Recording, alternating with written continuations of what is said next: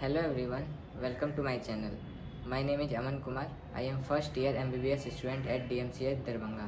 I cleared my NEET exam in 2023 and scored 638 marks in it. ये मेरा पहला video है अपने चैनल पे जिसमें मैं अपने नीट जर्नी के बारे में बताने वाला हूँ कि मैंने कब से प्रिपरेशन स्टार्ट की थी, कैसे प्रिपरेशन की थी, प्रिपरेशन के दौरान क्या क्या गलतियाँ की थी और क्या क्या अप एंड डाउन फेस करना पड़ा था मुझे। और जो भी नीट एस्पिरेंट इस वीडियो को देख रहे हैं उन्हें भी ये जानने को मिलेगा, सीखने को मिलेगा कि वो क्या गलती कर सकते हैं और कैसे उस गलती से बच सकते हैं करने से। तो चलिए स्टार्ट करते हैं। कहानी स्टार्ट होती है जब मैंने 10th का बोर्ड एग्ज़ाम दिया था। उस समय चूज करना था साइंस, कॉमर्स, आर्ट्स। तो मैंने साइंस लेना था, ये तो मेरा फिक्स था। और साइंस में मैथ्स लेना है बायो, इसमें बहुत कन्फ्यूजन था। लास्टली मैंने बायो ऑप्ट किया था और 11th-12th मैंने बायो से किया। जिस समय मैं 11th में था उस टाइम मुझे नीट के बारे में उतना कुछ नहीं पता था। बस इतना जानते थे कि नीट होता है, मेडिकल एग्ज़ाम होता है, बस नाम सुने थे। इससे ज़्यादा कुछ नहीं पता था कि क्या होता है, कितना सब्जेक्ट होता है, उसमें कितना मार्क्स का होता है एग्ज़ाम, कितना क्वेश्चन आता है, एग्ज़ाम देने के बाद क्या होता है, ये सब कुछ नहीं पता था। बस नीट एग्ज़ाम सुने थे कि कुछ होता है। उसके बाद मैंने जब 11th में था, एक सबसे बड़ा मिस्टेक जो मैंने किया था कि 11th कुछ नहीं पढ़ा, बिल्कुल ब्लैंक एकदम, टाइम पास में 11 निकाल दिया। उस टाइम कोरोना भी चल रहा था और मैंने सबसे अगल बगल स्कूल, कॉलेज, दोस्त, सबसे सीनियर सब जो भी थे सबसे यही सुना था कि 11th में पढ़ाई नहीं करना होता है, 11th ऐसे ही पास हो जाता है, 11th में कोई नहीं पढ़ता है, जो कि बिल्कुल गलत है। जब नीट प्रिपरेशन के वक्त मुझे पता चला कि 11th का क्या इम्पोर्टेंस होता है।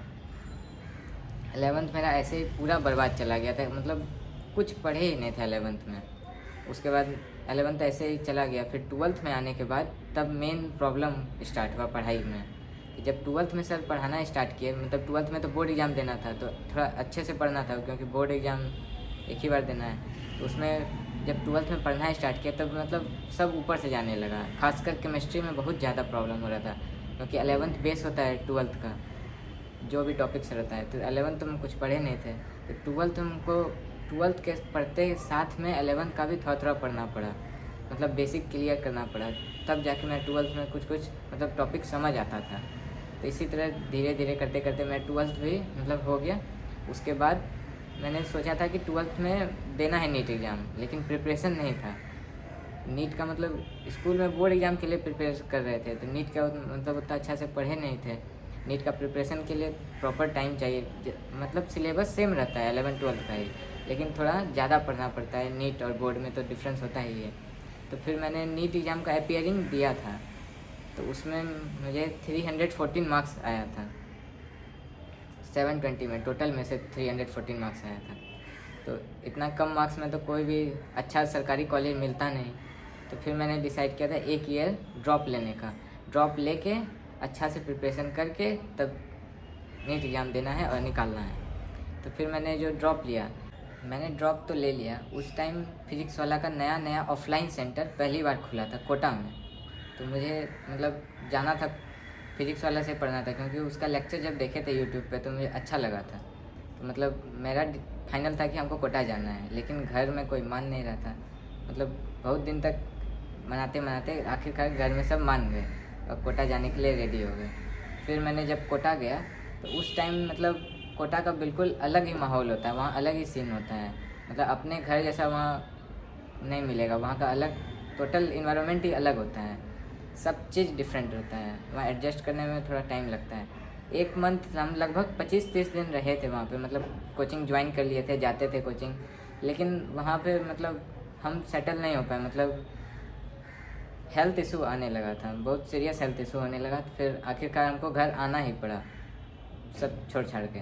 फिर घर आने के बाद भी कुछ टाइम तक हेल्थ इशू रहा था, लेकिन उस टाइम पे मैंने यकीन 2.0 बैच ले लिया था। यकीन 2.0 बैच ऑनलाइन बैच ले लिया था। घर आने के बाद फिर मैंने सोचा कि अब ऑनलाइन से ही तैयारी करना है नीट का, यकीन 2.0 बैच से। फिर मैंने घर आने के बाद स्टार्ट कर दिया पढ़ना।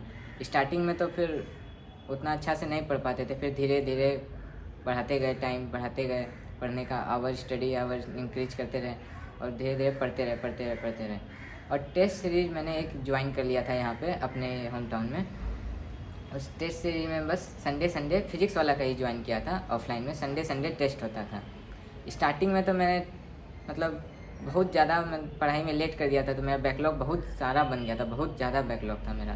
तो टेस्ट सीरीज में तो हम जाते थे तो मतलब चैप्टर मेरा कंप्लीट ही नहीं होता था जिसका टेस्ट होता था। तो मतलब बहुत अच्छा मार्क्स नहीं आता था, बहुत ख़राब मार्क्स आता था। मतलब टेस्ट देने का भी मन नहीं करता था, क्योंकि वो चैप्टर बिल्कुल हम छुए ही नहीं रहते थे, हल्का फुल्का देखते थे, फिर टेस्ट देते थे तो अच्छा मार्क्स आता नहीं था। फिर मैंने स्टार्टिंग में थोड़ा बहुत टेस्ट दिया, फिर टेस्ट देना ही छोड़ दिया था। फिर मैंने प्रिपरेशन अच्छा से सोचा कर लेंगे, उसके बाद टेस्ट देंगे। फिर जैसा मैंने बताया कि मेरा बैकलॉग का एक बहुत बड़ा पहाड़ बन गया था। फिर प्रॉपर स्ट्रेटजी के साथ मैंने बैकलॉग को कवर किया, करंट सिलेबस के रहते हुए दोनों को मैनेज करते हुए पढ़ाई किया। लेकिन इस बीच मेरा एक गलती किया कि मैंने टेस्ट सीरीज को छोड़ दिया था, केवल पढ़ाई पे फोकस किया था। ये गलती आप लोग बिल्कुल मत कीजिएगा। टेस्ट सीरीज बहुत ज़्यादा इंपॉर्टेंस होता है। टेस्ट सीरीज का टेस्ट देने से ही पता चलता है एक्चुअल प्रिपरेशन का कहाँ हम सही में लाई कर रहे हैं, क्या क्या गलती मतलब हमको प्रिपरेशन के दौरान नहीं पता चला है कि हम क्या क्या गलती किए हैं, मतलब कौन कौन सा पॉइंट मेरा छूट गया है। टेस्ट से ही प्रॉपर एनालिसिस होता है। और टेस्ट देना ही काफ़ी नहीं होता है।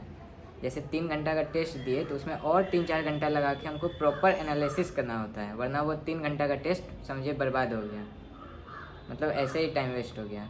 सिर्फ टेस्ट देने से नहीं, बहुत कोई स्टूडेंट क्या करते हैं कि टेस्ट देते हैं कहते हैं हम तो बहुत सारा टेस्ट दिए, लेकिन उसका प्रॉपर एनालिसिस नहीं करते हैं। बिना एनालिसिस के टेस्ट देने का कोई फ़ायदा ही नहीं है। टेस्ट देना है तो उसका एनालिसिस भी करना है।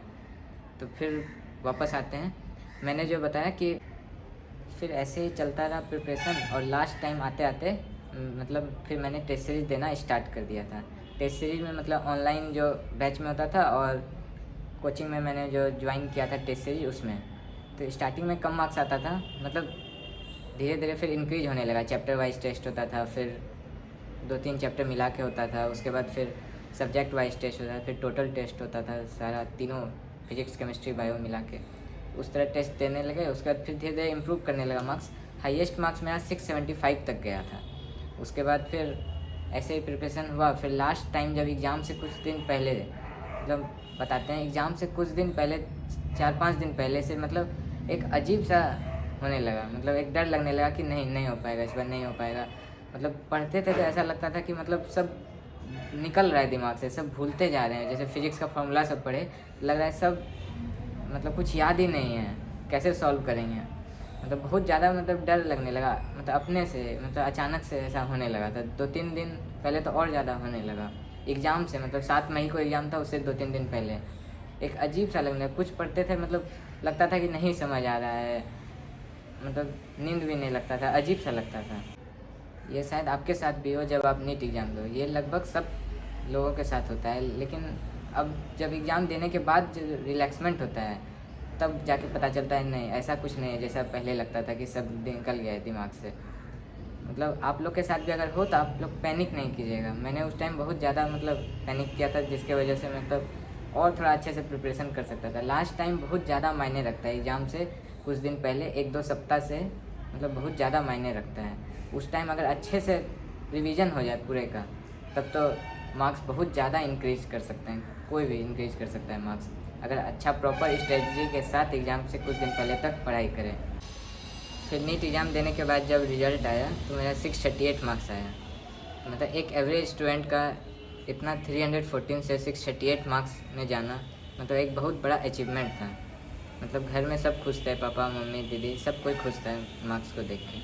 फिर उसके बाद काउंसलिंग हुआ, मुझे कॉलेज मिला, दरभंगा मेडिकल कॉलेज DMCH। इसका भी एक इंटरेस्टिंग कहानी है कि मुझे कॉलेज कैसे मिला DMCH, इस पर भी एक फुल वीडियो बन सकता है। अगर आपको जानना हो तो आप कमेंट में बताइएगा कि आपको कैसे मुझे कॉलेज मिला, इसमें एक सेपरेट वीडियो बना दूँगा। ये मेरा पहला वीडियो है जिसमें मैंने अपना ब्रीफ इंट्रोडक्शन और शॉर्ट में नीट जर्नी बता दिया है।